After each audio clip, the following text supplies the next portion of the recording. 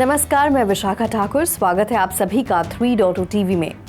Virtual digital assets ने अप्रैल महीने की शुरुआत प्रमुख घटनाओं से पहले एक ऑप्टिमिस्टिक नोट पर की है, जिसमें कि अमेरिकी एम्प्लॉयमेंट डेटा, येन और युआन को स्थिर करने के लिए संबंधित नीति निर्माताओं से संभावित हस्तक्षेप, यूरोजोन इन्फ्लेशन डेटा और क्वार्टर वन अर्निंग्स रिलीज शामिल है। बिटकॉइन मार्केट कैप के हिसाब से सबसे बड़ी क्रिप्टो करेंसी पिछले 24 घंटों में $71,000 का स्तर बनाए रखने में कामयाब रही है, क्योंकि हाल ही में आउटफ्लो की प्रवृत्ति को सफलतापूर्वक उलटने के बाद ETF इनफ्लो फिर से शुरू हो गया। बिटकॉइन वर्तमान में 1.7% ऊपर $71,153 पर ट्रेड कर रहा है। टॉप कॉइन्स ने पिछले हफ्ते शॉर्ट कवरिंग के कारण दोहरे अंकों में लाभ अर्जित किया। बिटकॉइन की कीमत में वृद्धि आगामी पड़ाव घटना से भी जुड़ी हुई है, जिसकी वजह से माइनर्स के रिवॉर्ड में कमी होगी। ऑप्टिमिज्म ब्रॉडर मार्केट्स में भी फैल रहा है।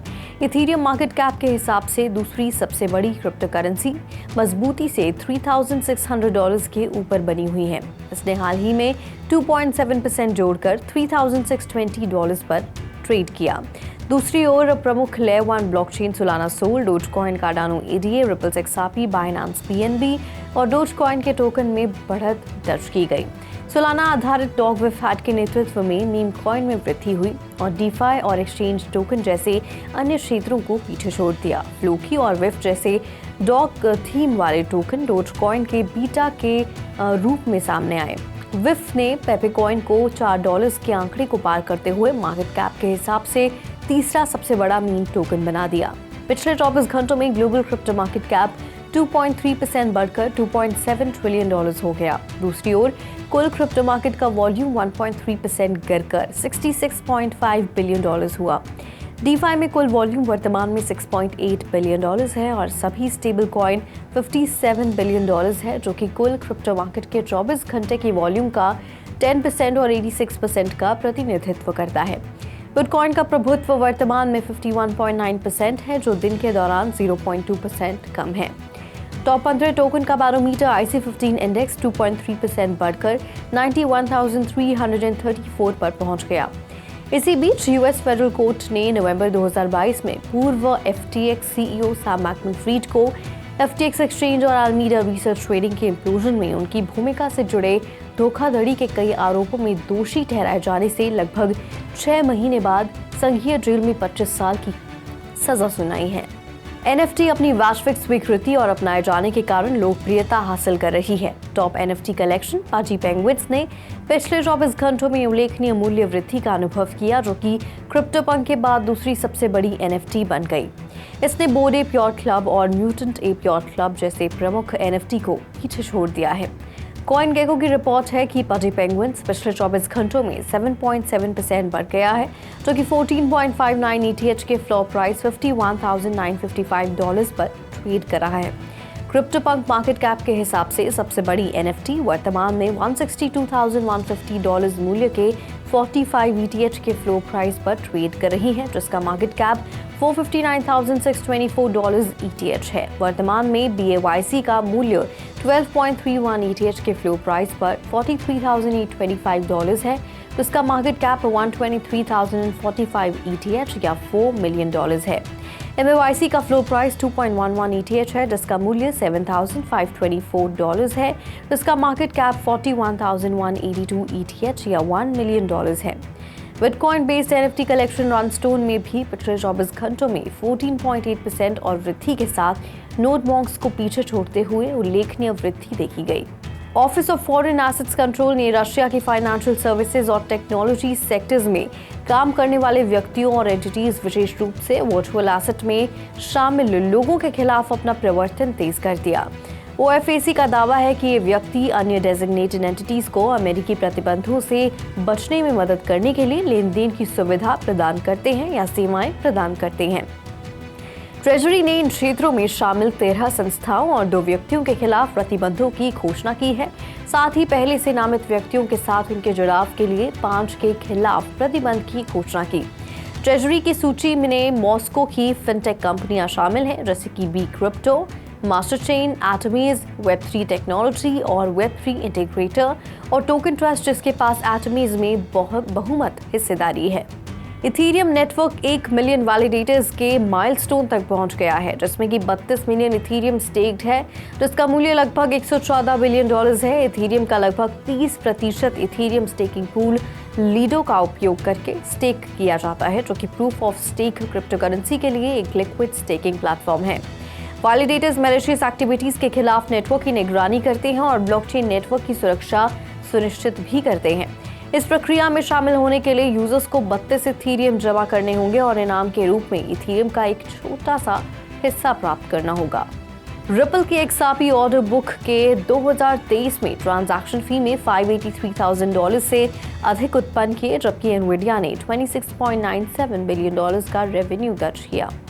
XRP टोकन 24 घंटों के भीतर 0.15% बढ़कर $0.6205 हुआ, जिसका मार्केट वैल्यू $34 बिलियन तक पहुंचा। दुनिया की सबसे बड़ी सेमीकंडक्टर चिप निर्माता कंपनी एनविडिया ने AI इक्विपमेंट की बढ़ती वैश्विक मांग के कारण राजस्व में 265% वार्षिक वृद्धि दर्ज की है। पिछले साल XRP की कीमत में 20.55% की वृद्धि हुई, जबकि बढ़ती मांग के कारण एनविडिया के शेयर की कीमत 241% से अधिक बढ़ गई। XRP की कीमत दिसंबर 2020 के दबाव में है, जब America securities and exchange commission ने रिपल के CEO ब्रैड कार्लिंगहाउस और को-फाउंडर क्रिस लार्सन के खिलाफ मुकदमा दायर किया था, जिसमें कि आरोप लगाया गया कि कंपनी ने XRP टोकन के माध्यम से अनरजिस्टर्ड सिक्योरिटी ऑफरिंग के माध्यम से $1.3 बिलियन जुटाए। बिक्री जुलाई 2023 में जज एनालिसा टॉरस ने फैसला सुनाया कि XRP एक सिक्योरिटीज नहीं है, बल्कि केवल क्रिप्टो एसेट एक्सचेंजों पर विशिष्ट सेल के लिए है। SEC ने कानूनी चेतावनियों और कानूनों को चुनौती देने के बाद रिपल के XRP की सेल जारी रखने के लिए लीगल वार्निंग्स में $1.95 बिलियन का प्रस्ताव रखा।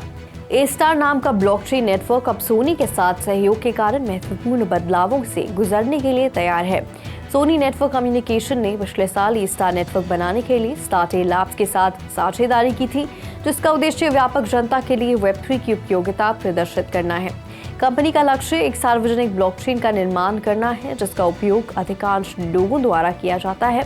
सोनी के जबरदस्त टच पॉइंट के कारण Web3 से अधिक लोग इसमें शामिल होते हैं। सोनी ने पहले सुपर फंजिबल टोकन के अपने विचार के लिए एक पेटेंट आवेदन प्रस्तुत किया, जो कि NFT को गेमिंग इकोसिस्टम के भीतर ब्लॉकचेन पर स्थानांतरित करने की अनुमति देता है।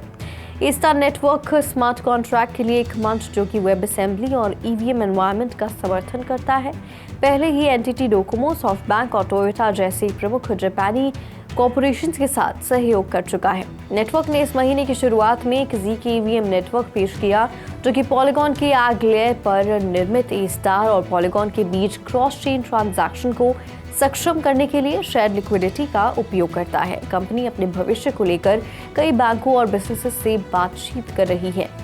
अग्रणी क्रिप्टोकरेंसी एक्सचेंज बायबिट ने नीदरलैंड में अपनी digital asset platform bybit.nl launch किया है। देश में विनियमित इस प्लेटफॉर्म का उद्देश्य डच उपयोगकर्ताओं को क्रिप्टोकरेंसी ट्रेडिंग और शिक्षा संसाधनों तक पहुंच प्रदान करना है। बायबिट के डच उपयोगकर्ता नीदरलैंड की सबसे पुरानी बिटकॉइन केंद्रित कंपनियों में से एक साथोस के साथ साझेदारी के माध्यम से फिएट करेंसी डिपॉजिट और विड्रॉ कर सकते हैं और 300 से अधिक पेयर्स का व्यापार भी कर सकते हैं। लॉन्च का उद्देश्य नियामक अनुपालन को बनाए रखना है, क्योंकि एक्सचेंज डच केंद्रीय बैंक दिशा निर्देशों के अनुपालन में फरवरी 2024 में कुछ सेवाओं, विशेष रूप से डेरिवेटिव सेवाओं को बंद कर रहा है। क्रिप्टोटैक के संचार प्रमुख इंडी रोटिया ने कहा कि नए नियमों में पहला बदलाव 5 मार्च से प्रभावी होगा। ये हांगकांग के सिक्योरिटीज एंड फ्यूचर कमीशन द्वारा 14 मार्च को बायबिट के खिलाफ एक सार्वजनिक चेतावनी जारी करने के बाद आया है, जिसमें कहा गया है कि ये क्रिप्टो संबंधित प्रोडक्ट की पेशकश करता है। बिना लाइसेंस के 2018 में स्थापित बायबिट दुनिया के सबसे बड़े क्रिप्टो एक्सचेंजों में से एक है, जिसका दैनिक स्पॉट ट्रेडिंग वॉल्यूम 4 मार्च को $4.3 बिलियन पर पहुंच गया है। डैफी, एक डोनर एडवाइस फंड प्लेटफॉर्म, ने अपना ध्यान वैनगार्ड फंड से हटाकर क्रिप्टोकरेंसी निवेश के लिए बिटवाइज फंड पर केंद्रित कर दिया, जिसमें BITB बिटकॉइन ETF का लॉन्च भी शामिल है। प्लेटफॉर्म अब क्रिप्टो एक्सपोजर चाहने वाले निवेशकों के लिए 2 पोर्टफोलियो विकल्प प्रदान करता है। बिटवाइज 10 क्रिप्टो एक्सचेंज फंड के लिए 5% आवंटन के साथ क्रिप्टो डाइवर्सिफाइड कंजर्वेटिव पोर्टफोलियो और BITB बिटकॉइन ETF के लिए 10% आवंटन के साथ क्रिप्टो डाइवर्सिफाइड अग्रेसिव पोर्टफोलियो।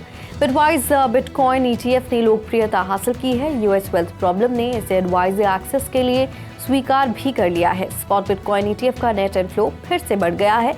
28 मार्च को सभी 9 स्पॉट BTC ETF द्वारा $178 मिलियन का संयुक्त इनफ्लो दर्ज किया गया। हालांकि ग्रेस्केल बिटकॉइन ETF ने 60% आउटफ्लो में कटौती का अनुभव किया, जो कि निवेशकों के दृष्टिकोण में बदलाव का संकेत देता है। निवेशक अपना पैसा ब्लैक रॉक और फिडेलिटी जैसे अन्य BTC ETF में स्थानांतरित कर रही हैं, जिनकी लागत कम है। व्हाइट हाउस ने AI जोखिमों के प्रबंधन के लिए अपनी पहली व्यापक नीति पेश की है, जिसके लिए फेडरल एजेंसियों को AI के उपयोग पर रिपोर्टिंग तेज करने और संभावित जोखिमों का सावधान करने की आवश्यकता है। 28 मार्च को एक मेमोरेंडम में घोषित नीति में कहा गया है कि फेडरल एजेंसीज को एक मुख्य AI अधिकारी नियुक्त करना होगा, AI उपयोग का खुलासा करना होगा और 60 दिनों के भीतर सुरक्षात्मक उपायों का एकीकृत भी करना होगा। ये निर्देश अक्टूबर 2023 में AI पर राष्ट्रपति जो बाइडेन के कार्यकारी आदेश के अनुरूप है।